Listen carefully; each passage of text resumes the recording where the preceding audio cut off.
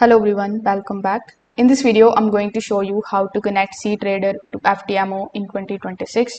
So first of all, you need to make sure that FTMO account was created with Ctrader as the selected trading platform. So FTMO also offer the platforms like MetaTrader and DXTrade. So the login process depends on the platform that you choose during the account setup. So first of all, you need to come here on ctrader.com. You can also launch the desktop version or the mobile application on your device. Now, when you are here, simply select the option of brokers on the top. Afterwards, click on the option of prop challenges on the top right hand corner of the screen. Now, over here, you are going to see the FTMO featured here in this particular section. So you can select the option of prop firm over here, and then you can select the option of view right next to FTMO.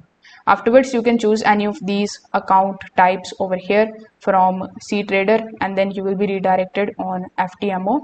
Now over here, you just have to simply log in into your FTMO account, and then inside it, you will be shown your Ctrader login credentials. So you just have to simply select the option of login, and you will be redirected inside your Ctrader account, and from there you can just simply place your orders. So that's how you can do it. Thank you.